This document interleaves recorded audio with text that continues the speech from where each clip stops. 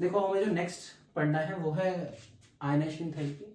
तो इसके अंदर एक जनरलाइज क्वेश्चन आता है कि why transition elements have irregular variation ionisation enthalpy values. तो बहुत सिंपल सा आंसर है।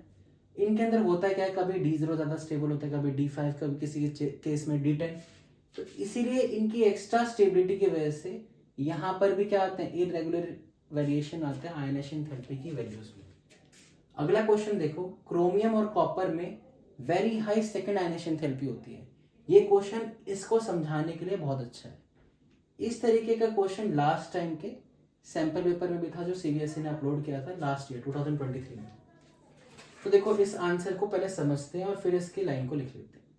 तो क्रोमियम और कॉपर दोनों की इलेक्ट्रॉनिक कन्फिगरेशन हमने यहाँ पे लिख दी। जब ये फर्स्ट इलेक्ट्रॉन लॉस करके क्रोमियम प्लस या कॉपर प्लस बनाएंगे तो इनकी इलेक्ट्रॉनिक कन्फिगरेशन जाएगी 4s0 3d5। जब भी इलेक्ट्रॉन हमें रिमूव करना होता है it is always removed from the outermost shell. तो यहाँ पर भी हमने आउटर मोस्ट शेल से रिमूव कर दिया। यहाँ पर भी क्रोमियम आप देख सकते हो D5 में आ गया विच इज हाफ फिल्ड, और कॉपर आ गया D10 में विच इज फुल्ली फिल्ड, और दोनों ही कैसे होते हैं, स्टेबल। अब स्टेबल जब भी इलेक्ट्रॉनिक कन्फिगरेशन आ जाता है तो उसके अंदर से इलेक्ट्रॉन को निकालना क्या होता है, काफी मुश्किल होता है। बट इलेक्ट्रॉन को आप निकाल सकते हो by supplying high energy. High energy supply करोगे तो हाई आयनाइजेशन थेरेपी जाएगी। कौन सी वाली, फर्स्ट वाली नहीं, सेकंड वाली, क्योंकि सेकंड टाइम पे हमें ज्यादा एनर्जी सप्लाई करना पड़ेगी। तो इसी को हमने लाइन के फॉर्म में लिख दिया, it is because after the removal of first electron chromium and copper acquire stable electronic configuration, hence for removal of second electron we require high energy. अब देखो सेम इसके जैसा एक और क्वेश्चन आता है, तो मैं बस इसको बदल देता हूं, बाकी सब कुछ सेम रहेगा।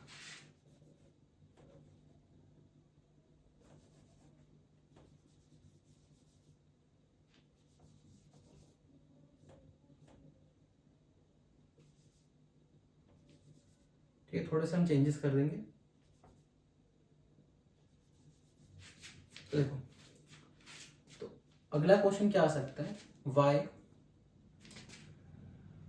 Manganese and zinc have very high third ionisation enthalpy. उनके केस में सेकेंड वाली ज्यादा थी, मैग्नीज और जिंक के केस में थर्ड वाली ज्यादा होती है। अब ऐसा क्यों होता है इसको देखते हैं।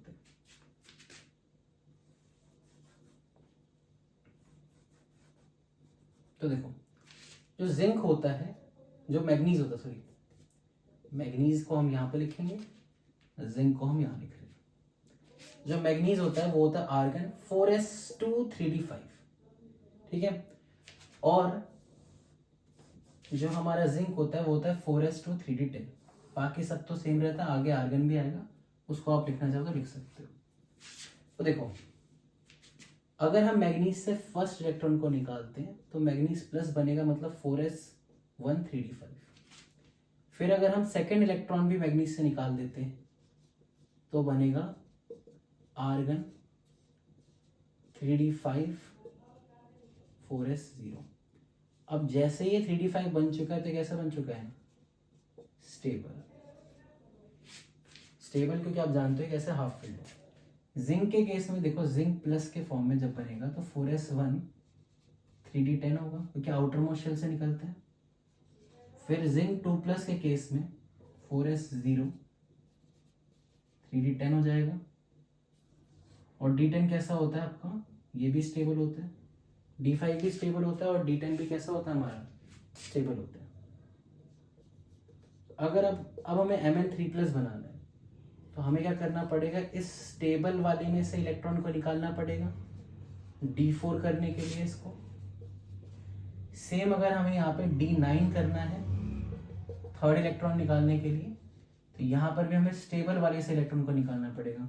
और जब भी स्टेबल वाले से इलेक्ट्रॉन को निकालना होता है तो हमें हमेशा क्या करनी पड़ती है, हाई एनर्जी सप्लाई करनी पड़ती है।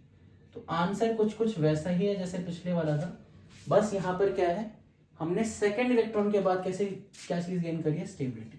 तो इसमें क्या लिखेंगे, it is because after removal of second electron manganese and zinc acquire stable electronic configuration, hence for the removal of third electron we require very high energy। तो इस रीजन की वजह से मैग्नीज का जो और जिंक का थर्ड आयनेशन एंथैल्पी होता है बहुत ही ज्यादा होता है। सेम वैसे ही आंसर जैसे पिछले वाला आंसर था। अब हम नेक्स्ट क्वेश्चन की तरफ बढ़ते हैं।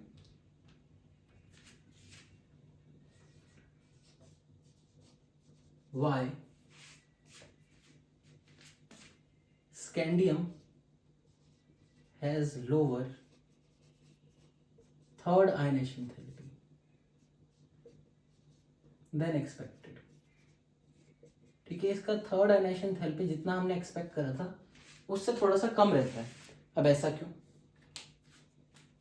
तो देखो, अगर आप स्कैंडियम को क्लोज ऑब्जर्व करो तो स्कैंडियम क्या होता है? Argon 4s2 3d1।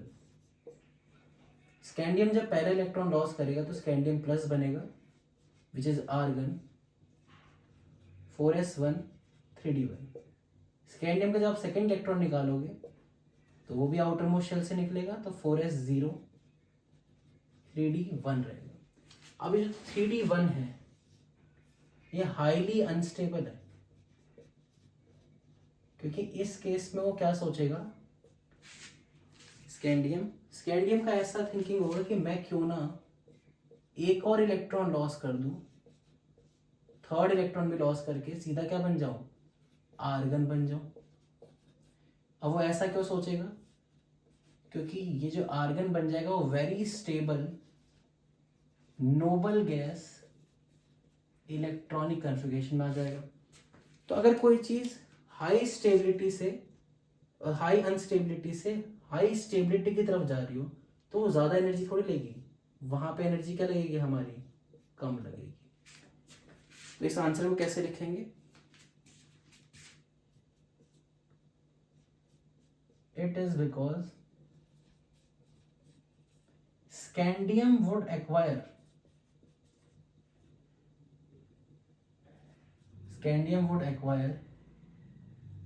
stable noble gas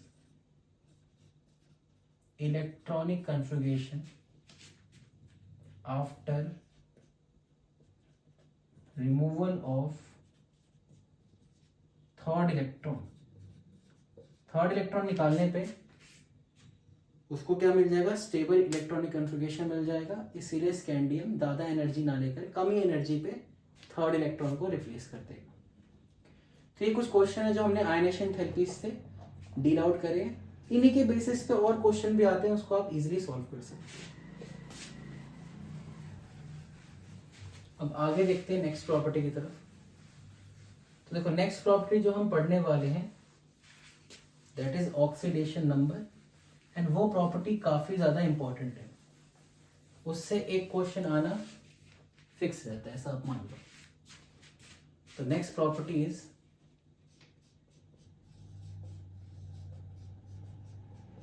oxidation number. देखो, ऑक्सीडेशन नंबर सबको पता होना चाहिए।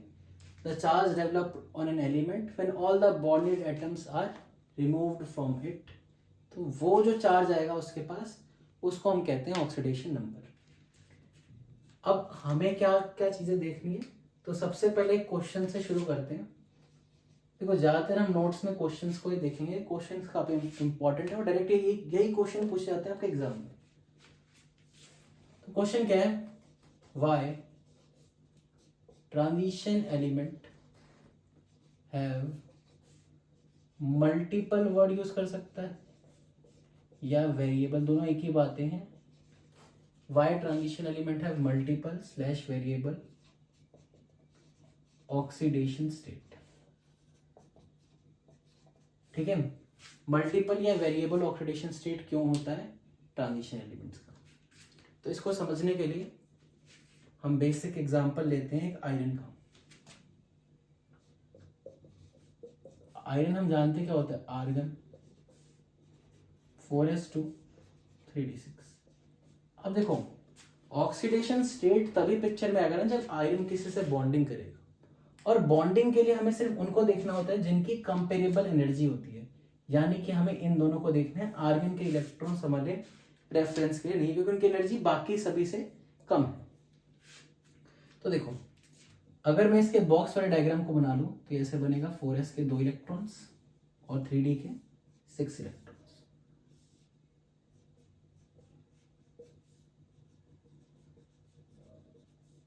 अब इसको आप बिल्कुल अच्छे से देखना। अब इसे ध्यान रख लो कि जो 4s के जो इलेक्ट्रॉन्स होते हैं, क्योंकि they are present in the outermost shell, तो ये क्या हो सकते हैं, लॉस हो सकते हैं। और लॉस होके कौन से बॉन्ड का फॉर्मेशन कर सकते हैं, आयनिक बॉन्ड का फॉर्मेशन कर सकते हैं। बट जो 3d वाले इलेक्ट्रॉन्स हैं ये लॉस नहीं हो सकते डायरेक्टली, या इनको लॉस कराने में हमें काफी ज्यादा एनर्जी सप्लाई करनी पड़ेगी। तो यहां पर ये ज्यादातर केसेस में कौन से बॉन्ड के अंदर पार्टिसिपेट करते हैं, कोवलेंट बॉन्ड में। और ये जनरली क्या होंगे, ऑब्वियस सी बात है, शेयर होंगे। तो इस चीज को ध्यान रखना कि 4s के electron most of the time में आयनिक बॉन्ड में पार्टिसिपेशन करेंगे और 3d वाले जो इलेक्ट्रॉन्स हैं वो कोवलेंट बॉन्ड के अंदर मोस्ट केसेस में पार्टिसिपेट करेंगे। तो आयरन के केस में हम क्या देखते हैं कि आयरन क्या कर सकता है, 4s के दोनों इलेक्ट्रॉन को लॉस करके 4s0 3d6 में बन सकता है। 4s हमारा पूरा खाली हो गया और 3d के अंदर हमारे पास कितने इलेक्ट्रॉन्स है, 6 इलेक्ट्रॉन्स है। अब 2 इलेक्ट्रॉन क्योंकि लॉस हो चुके हैं तो इस पे कितना चार्ज आ जाएगा, +2। तो ऐसा आप खुद सोचो कि जितने भी ट्रांजिशन एलिमेंट के सीरीज में एलिमेंट थे 3d सीरीज में, उन सबके पास 4s2 था, तो क्या वो सबके सब +2 शो कर सकते हैं, तो यस। एक्सेप्शन एक है स्कैंडियम, अभी एक्सेप्शन वाली चीजें और जो फर्दर क्वेश्चंस आते हैं इसको भी आगे देखेंगे। तो अब देखो जो बाकी इलेक्ट्रॉन्स हैं इनमें से सिर्फ कौन से पार्टिसिपेट करेंगे, अनपेयर्ड इलेक्ट्रॉन्स। ठीक है, 3d के सिर्फ कौन से इलेक्ट्रॉन्स पार्टिसिपेट कर सकते हैं, अनपेयर्ड इलेक्ट्रॉन ही पार्टिसिपेट कर सकते हैं बॉन्ड फॉर्मेशन में। ऐसा क्यों, देखो कोवलेंट बॉन्ड जनरली क्या होता है, एक इलेक्ट्रॉन एक एलिमेंट देता है, दूसरा इलेक्ट्रॉन दूसरा एलिमेंट देता है और वो आपस में शेयरिंग करके बॉन्ड बनाते हैं। अब अगर यही दोनों दे देगा तो बॉन्ड कैसे बनेगा, इसीलिए यहाँ पे कौन पार्टिसिपेट करते हैं, अनपेयर्ड इलेक्ट्रॉन पार्टिसिपेट करते हैं। उनके पास जगह होती है ताकि कोई और इलेक्ट्रॉन दे या ये किसी को इलेक्ट्रॉन दे तो वो पेयर हो सके बाद में जाके, ये तो पहले से ही पेयर्ड है। तो अनपेयर्ड इलेक्ट्रॉन किस में पार्टिसिपेट करेंगे, बॉन्ड फॉर्मेशन में। तो +2 तो यहां से आ गया। अगर ये एक और इलेक्ट्रॉन को यूज करेगा तो +3 आ जाएगा, अगले को यूज करेगा तो +4, फिर +5 और फाइनली कितना आ सकता है, +6। बट ये दोनों तो पार्टिसिपेट करेंगे नहीं तो +6 से ज्यादा होगा नहीं। तो आप देख रहे हो इसकी कितनी वैलेंसीज या ऑक्सीडेशन नंबर है, +2 भी है, +3 भी है, +4 भी है, +5 भी और +6 भी है। तो बहुत सारे वेरिएबल आ गए इसके अंदर, या मल्टीपल फंक्शन ग्रुप आ गए, सॉरी मल्टीपल वेरिएबल ग्रुप्स आ गए ऑक्सीडेशन नंबर के अंदर। तो अब इसका मेन रीजन क्या है कि क्यों ये +2 भी शो कर रहा है, +3 भी शो कर रहा है, +5 भी शो कर रहा है। तो देखो सिंपल सा रीजन है कि इसके अंदर ये 4s भी पार्टिसिपेट कर रहा है बॉन्डिंग में और 3d भी पार्टिसिपेट कर रहा है बॉन्डिंग में। और ये बॉन्डिंग में क्यों पार्टिसिपेट कर पा रहे हैं उसका रीजन देखते हैं। तो आंसर क्या है, it is because of low energy gap between NS का मतलब क्या था, वैलेंस शेल, एंड N-1D जिसका नाम मैंने कल बताया था आपको, पेनल्टीमेट D सबशेल। ठीक है, तो इन दोनों के बीच में क्या है, लो एनर्जी गैप है, तो it is due to low energy gap between NS valence shell and N-1D penultimate D subshell. Hence more electrons can participate in bonding, giving rise to variable oxidation state। अब देखो कुछ important notes को ध्यान रखेंगे। तो note number 1,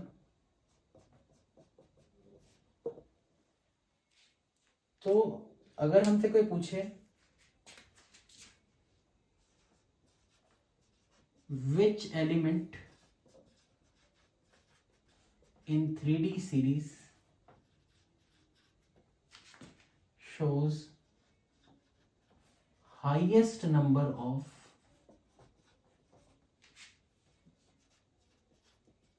variable oxidation state. तो कौन सा एलिमेंट है जो सबसे ज़्यादा highest number of variable oxidation state show कर सकता है? उसका आंसर है 3D सीरीज के लिए मैग्नीज। मैग्नीज कहाँ से कहाँ तक शो कर सकता है? +2 से लेके +7 तक शो कर सकता है।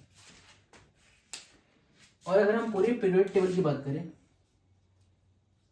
ऑस्मियम ऑस्मियम कहाँ तक शो कर सकता है? +8। तो ये होगा highest oxidation state in periodic table. ठीक है, पीरियोडिक टेबल में सबसे ज्यादा कौन शो कर सकता है? ऑस्मियम। और 3D सीरीज में सबसे ज्यादा कौन शो कर सकता है? मैग्नीज। कुछ और पॉइंट्स को ध्यान रखेंगे। Zinc and scandium do not show variable oxidation state. देखो, इसमें एक यूनिक क्वेश्चन है कि अगर मान लो कोई क्वेश्चन पूछता है इस तरीके का,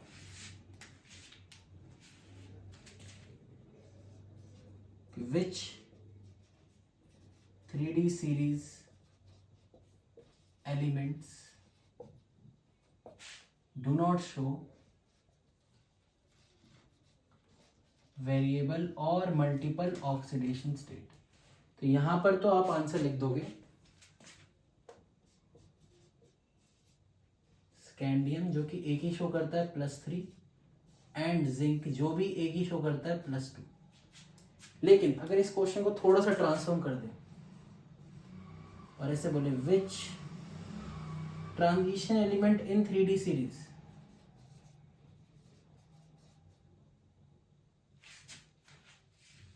डू नॉट शो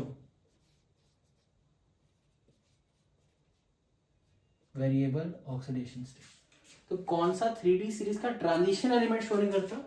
तो उसका आंसर आप सिर्फ स्कैंडियम लिखोगे, उस टाइम आप जिंक नहीं बोलोगे, क्योंकि zinc is not a transition element. ठीक है, तो अभी और क्वेश्चंस इसके ऊपर देखते हैं, तो इसके बाद आगे बढ़ते हैं। तो देखो, मेन चीज यहां पर हमने आज अभी देख ली है कि आयनिक बॉन्ड कौन बनाते हैं? 4s वाले, इसलिए वो लॉस हो जाएंगे, इसलिए सबके सब क्या शो करेंगे? +2। +2 एक एलिमेंट शो नहीं करता, कौन सा? स्कैंडियम। वो सिर्फ क्या करता है आपका? +3 शो करता है। इवन जिंक जो कि एक ही शो करता है, बट वो कौन सा शो करता है? +2 शो करता है। बाकी के जो 3D सीरीज के एलिमेंट है वो मोस्टली किस में पार्टिसिपेट करेंगे? आपने कोवलेंट बॉन्ड के पार्टिसिपेशन में। इस क्वेश्चन के आंसर पे हमने देख लिया कि क्यों ये वेरिएबल ऑक्सीडेशन स्टेट बना पा रहे हैं, क्योंकि इन दोनों के बीच में एनर्जी गैप कम है, इसलिए इसका भी यूज हो सकता है और इसका भी यूज हो सकता है बॉन्ड फॉर्मेशन में। फिर हमने कुछ इंपॉर्टेंट नोट्स को देखा, आगे और क्वेश्चंस को देखते हैं which are based on oxidation number.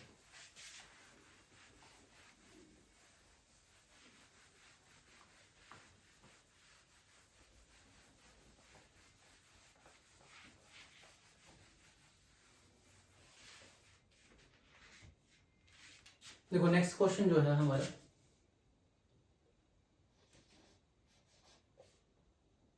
Y scandium do not show variable oxidation number या स्टेट, दोनों बोलो सेम बात है। तो स्कैंडियम क्यों नहीं शो करता वेरिएबल ऑक्सीडेशन स्टेट? देखो, इसका आंसर बहुत सिंपल है।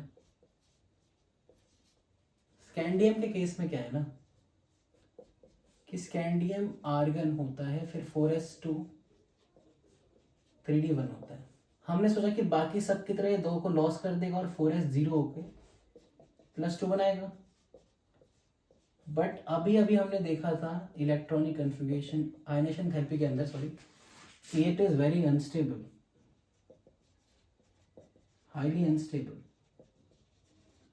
तो ये क्वेश्चन कई बार इस वे में पूछ लेते हैं, जैसे और करके हम इस क्वेश्चन को लिख देते हैं, why D1 is highly unstable. इस फॉर्म में पूछा जा सकता है क्वेश्चन को। ठीक है, दोनों का मतलब एक ही है।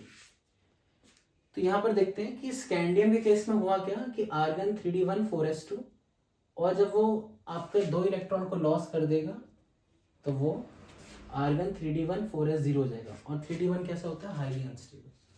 तो ये क्या सोचेगा कि 2 को लॉस क्यों करूं, सीधा मैं किसको लॉस कर दूं, 3 को। तो स्कैंडियम क्या करेगा, सीधा +3 पे आ जाएगा और सिर्फ क्या बन जाएगा आपका आर्गन, जो कि हाईली स्टेबल है।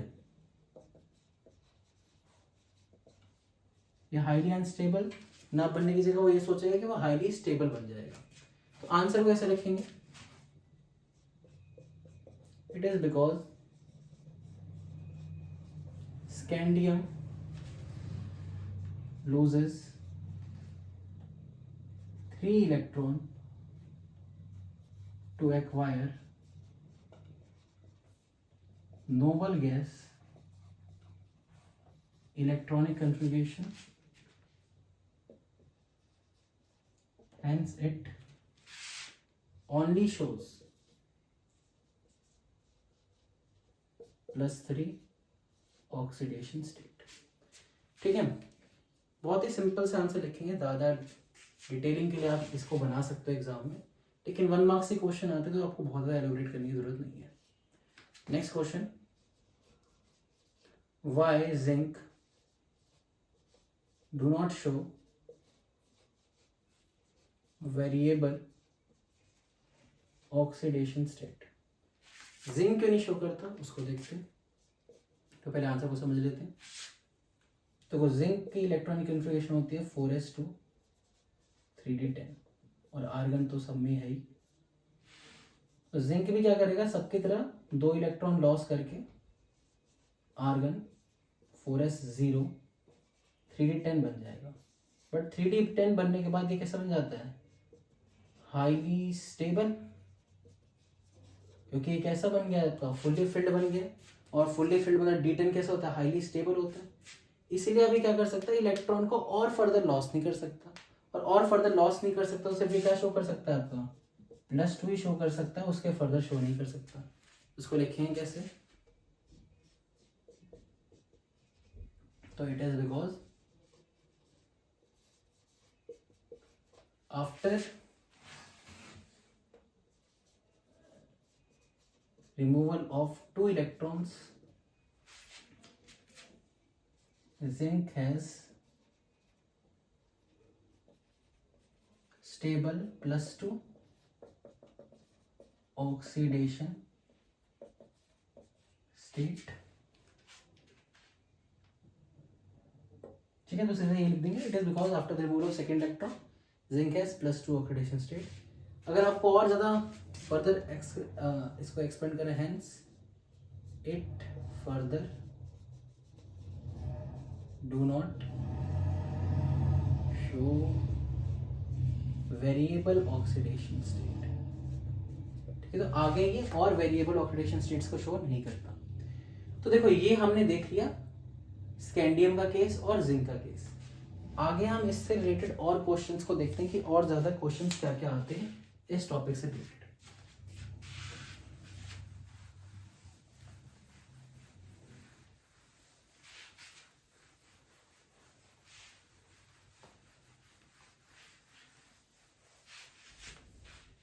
देखो एक क्वेश्चन काफी बार आता है,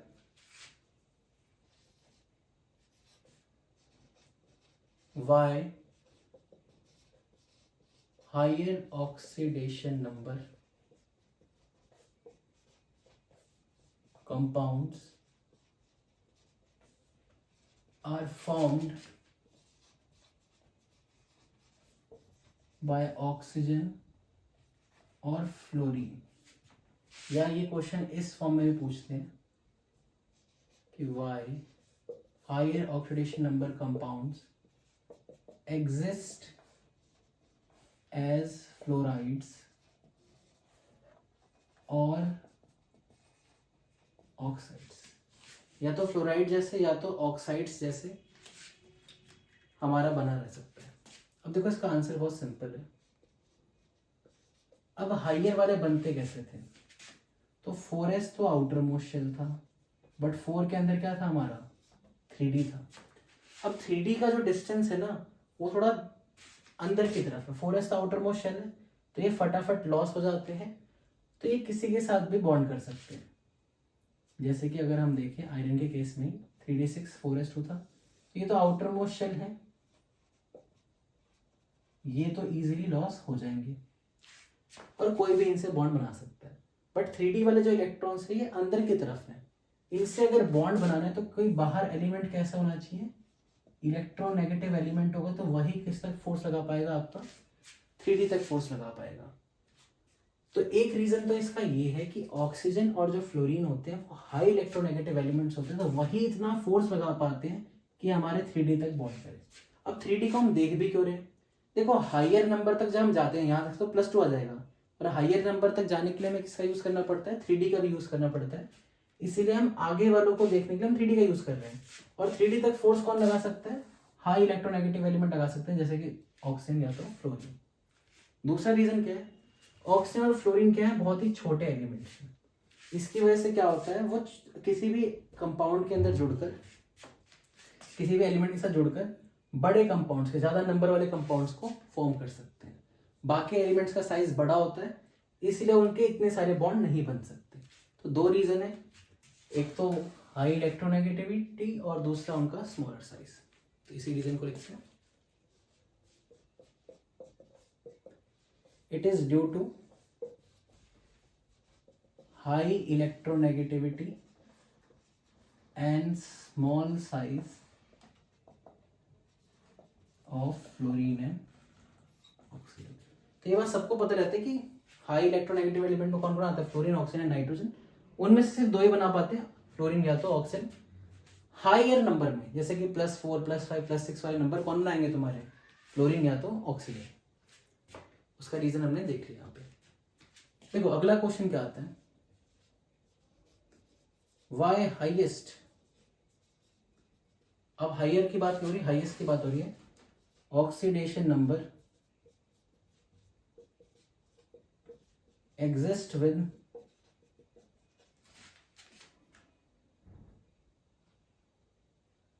ऑक्सीजन नॉट फ्लोरीन। ठीक है, तो हायर वाला, हाईएस्ट वाला जो नंबर है वो एग्जिस्ट करता है आपका ऑक्सीजन के साथ, फ्लोरीन के साथ नहीं करता। तो उसका आंसर क्या है, देखो ऑक्सीजन के पास एक एबिलिटी है पाई बॉन्ड बनाने की या डबल बॉन्ड बनाने की, क्योंकि ऑक्सीजन की वैलेंसी कितनी होती है आप जानते हो, 2, एक बार में 2 बॉन्ड बना सकता है, जबकि फ्लोरीन जो है वो एक बार में एक ही बॉन्ड बना सकता है। तो इससे प्रॉब्लम क्या है, जैसे अगर आप किसी भी एलिमेंट से ऑक्सीजन को जोड़ते हो और इस बॉन्ड को तोड़ देते हो, 2 बॉन्ड टूटे तो ऑक्सीजन में -2 आएगा और इस पर कितना चार्ज आएगा, +2। जबकि उसी एलिमेंट को अगर आप फ्लोरीन से जोड़ते हो, उसको तोड़ने में फ्लोरीन पे -1 आएगा और इस पर कितना आएगा, +1। तो आप क्या देखते हो कि मुझे कितने फ्लोरीन जोड़ने पड़ेंगे ऐसे एलिमेंट के अराउंड, 7 या 8, तब जाके बड़े वाले नंबर आएंगे, +7 +8, तो ऐसे नंबर आ सकते हैं।